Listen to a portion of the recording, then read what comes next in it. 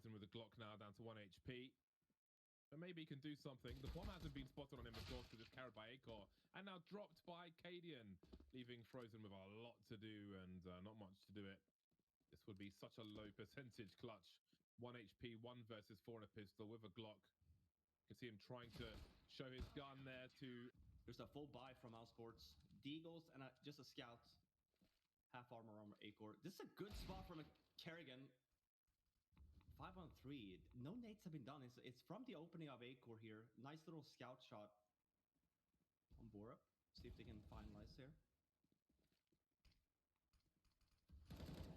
This is very dangerous. Oh, it's getting a lot worse too. It's not looking like they're going to have a good time with this. Getting overwhelmed on the site now. Just Niko remaining, and there are many man to contend with. They're all around him. Toying with him at this point. I think Frozen could have knifed him. The biggest thing holding back Mad Lions was they didn't have enough wisdom.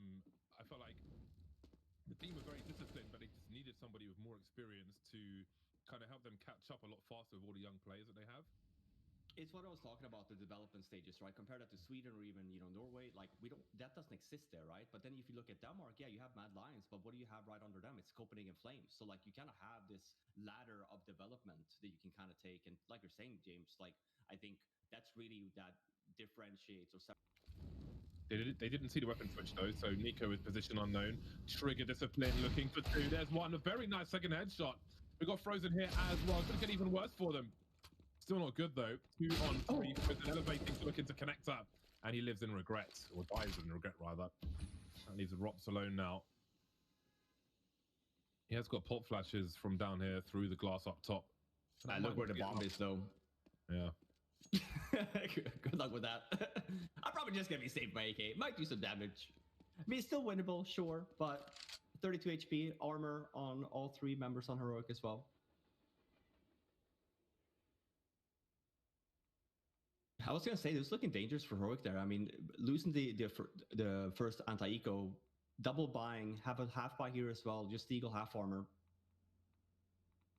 That they're able to win this is going to be amazing for them on that CT side. Arrogant's going to try to use Acor, as you say, just jumping into the lineup. It seems like it's a player that you can give a lot of freedom to. Speaking of Carrion, he's going to get exploded by a grenade, so that's not a good start for Mousesports. It's always really rough when you go down 4 versus 5 in a situation like this, because you kind of want to just go off of the positions that you have, but also kind of group up. You don't want to be in that picking phase anymore. You don't want to be in a position where you could go down into like a 3 versus 5 before you've gained any position. Position is really important to try to find at this point. And on train, it's so hard. I feel like this is one of the most hopeless maps to be in this spot, because there's just no openings, and you're very spread apart if you want to split as the T side. So it's very hard to like distract attention. Especially if you lose T-Con controls, because you kind of saw that now. Kerrigan going down, he's the one guy that's holding T-Con. Normally what you see if they're taking over Ivy is that CTs tend to push into T-Con, for example, taking a little bit more deep map control. Mousesports wouldn't have been in a position to kind of counter that at the moment, so kind of forced them to fall back. So yeah, to your point, Dan, like losing entry so early on this map is really difficult. There's not a lot of openings. Obviously, CTs as well just keep smoking it down. There's 30 seconds left on the clock now. Forced to make a move, and Robs, that's a nice entry though. Makes it a 4-on-4. We actually have a round on our hands now. As I say, no. Nice little double. Good spot as well in E-box. And that was an outrageous entry from Robs, made me think like it was it had to be done, and Robs is entertaining as he's running the clock down for them, entertaining while Cadian drops off the last 2. I think this heroic lineup is definitely learning a thing or two the past year. I think we would have seen them maybe be a little bit more cocky there otherwise. It's a good round nonetheless. It's actually crazy too, as like a general statement, how much the overall level has improved. It's insane. Counter-Strike. There's so many teams that's competitive. Like you can make the argument that a top 40 team can, surprise against a top 15 team. Because look at the top 40 at the moment, the list, right? Like there's some good teams on there. Yeah, it used to be the case that if you weren't in the top 8, and even some of the teams in the top 8, you may not even be able to cobble together like a well-rounded game of Counter-Strike that's fundamentally sound. It used to be very top-heavy, like the top 4. Yeah. It was always the same teams in semifinals. You could always survive, maybe hit playoffs and quarters, but then that game would always be like a 2-0. I think that's something that's Valorant's actually helping with, providing like an extra sort of marketplace for those people, so that those players still have a place to go to become professionals with these skill sets. I can't believe they're already down on bomb side here. Rox is just going absolutely mental. Gets to 2. Bomb goes down though, but Carrigan is still an upper. Did he just walk down lower? Like literally just one paw flash and then that was it? Welcome in. I think Robs is on bar pretty self much. today. That's my conclusion from what I've seen so far. Oh. He's currently in connector as both CTs have traded positions with the Ts, looking to enter the site now. Tesses and Cadian. Cadian coming in from the back as Tesses looks to show some presence. Cadian needs to watch Tesses's back though. As planted in, there's a nice landing of a shot from Cadian. Molly, Rox has to be careful though. He's very low on health, looking for the elevated position. Ooh. One tap from Cadian as Rox was low. And he's dead. Good. Yep.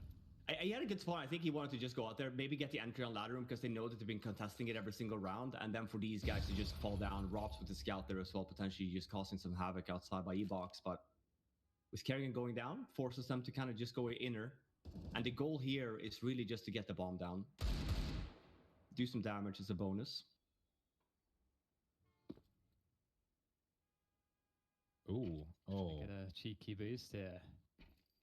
All right, Got a guys. crouch. All right, we'll see. It's gonna. Rops is the man to make any jump you want. He spends more time on KZ than anyone else. No. Oh man. All right. Maybe we might see it again. There's so much noise being made as well. I think they just said like this. They know, man.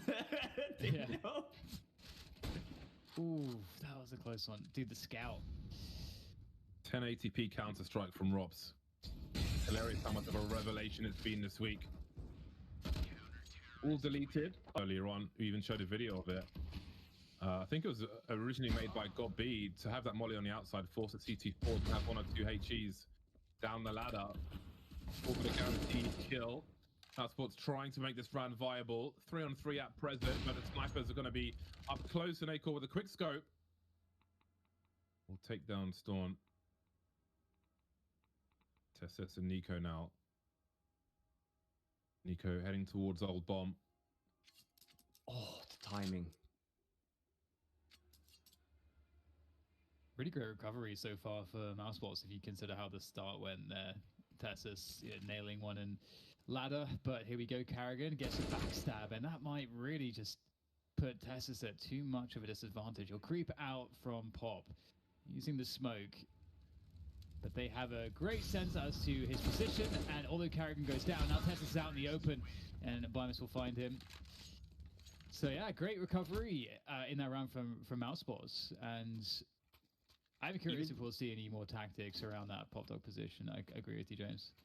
I was gonna so to speak about that. I think the reason why it kind of stopped, why teams stopped doing that was because when you do the double molly, if you haven't gotten rid of the CT smoke yet, they will just smoke one of the mollies and will stand in it, right? And they won't really die. And I think there's so much utility being wasted on getting ladder versus then, for example, just waiting. But I do agree. I mean, I think I'm surprised that we don't see it maybe every now and then, maybe like once a half, just to showcase of like, hey, listen, like we're gonna fight for ladder. But instead, people opt against it. Same positions again from Heroic. So to James's point, you know, a ladder molly round here could work just to get some more map control, right? We've seen it as well. Like Mousesports have been struggling on that, getting that control. So very aggressive setup here. Cadian's the only man I could think of who uses the Lightning AWP on a regular basis. There's been a lot of, I feel like the game's been out for so long now, and especially skins. There's been so many old school skins that we don't see nowadays. I know the classic ones are the Lightning, the Deagle Blaze. Yeah, I think the Prince Streamer's got the new crown though, as far as the Deagle's concerned. Oh, Tesso's creeping around. Left. And just as you mentioned, he threw a smoke and a molly on that occasion. The previous round he was forced forward. But wanting to repeat his behavior, he'll change it this time, and indeed the time is starting to run low. Nice flick from Cadian. Landing his shots today. Or having to dance around, he smokes towards Ivy. Cadian coming in for support, though he can't see much. 35 seconds on the clock. The bomb is bringing in an Ivy at the moment. And the support's just been taken out. Frozen gone, and Acor may not survive this.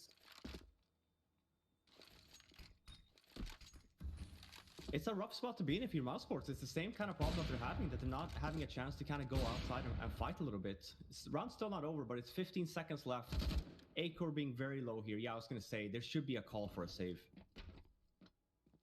But yeah, Heroic, there's no reason for them as well to kind of not keep doing what they're doing, playing this aggressive. They're very fast on the rotates inner as well, playing the 4 members, 1 in ladder, maybe early. Normally CTs tend to be smart though. If they don't have to use the smoke, they won't. But here we kind of see the timing, right? So that's what I talk about. It's 1:15. The smoke has been placed down from Tessus, which means that he's forced to kind of back out of ladder room unless he has a teammate that's going to come with a backup smoke. So now we're in a much better position for Mousesports in terms of like actually just getting proper map control. And then let's say that they wanted to execute outside now, they would be in much better positioning. But as we see, they're moving inside, which was the plan all along. The regular default is 2-1-2. This round we're playing a little bit more 1-1-3. Oh, and this could be trouble. This is going to be epic. Acor gonna get traded here surely. Thing and a song. More than 1 kill for Heroic. Karrigan barely alive. Great place, Molly. That's a bomb spotted as well. Limited rotation now for Mousesports. It gives him a chance to plant the bomb, but Tessus is waiting kindly. Cadian just trying to run distraction as he looks to post up. Bombs dropped now, and Karrigan with 14 HP needs to Sports have not had a good time here on that CT side or that T side. And it's another default, 2-1-2 again. Feels like if anything, it looks like they're just practicing it.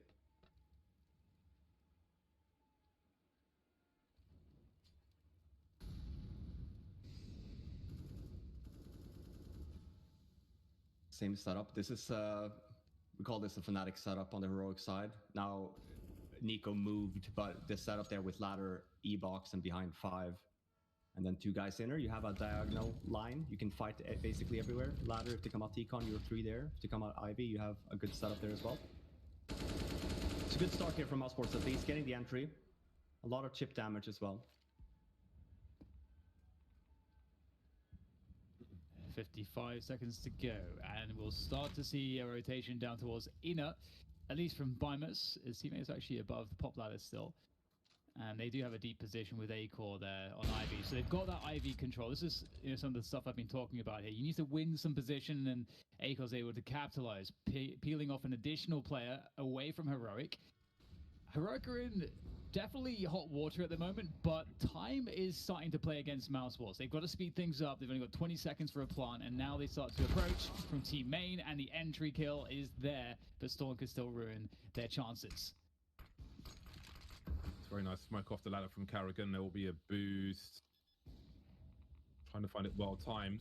Karrigan stands up. Will he be spotted by Storm? He will. A tag, but he's alive for now. The HP grenade goes in the wrong direction, but Borup can do what he can. Traded by Beamers, leaving Storm alone 1v2.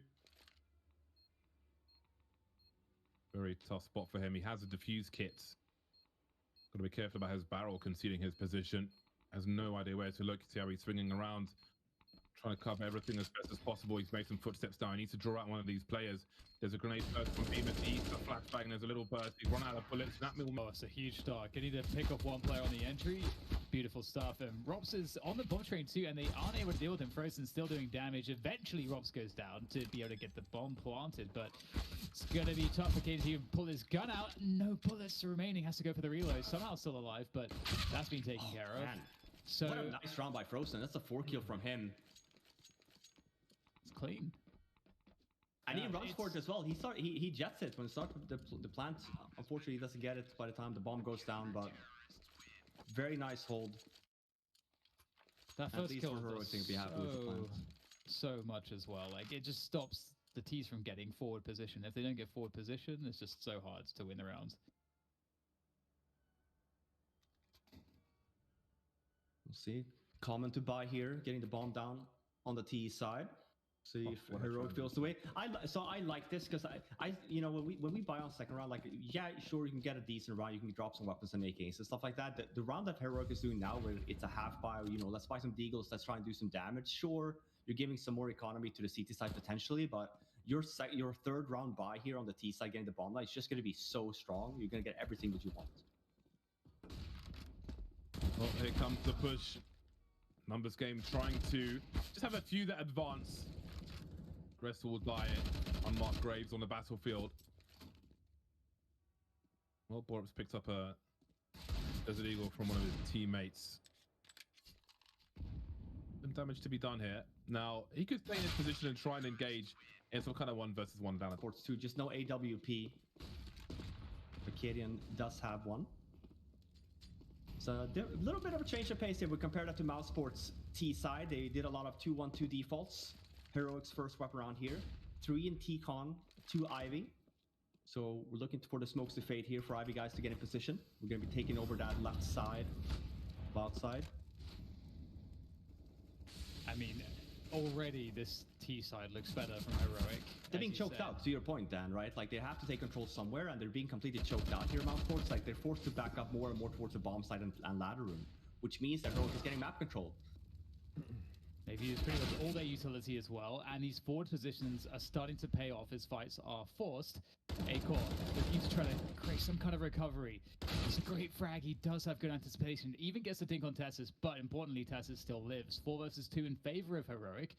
Rops and Frozen need to be able to find at least a kill here before they being Heroic, get that bomb planted.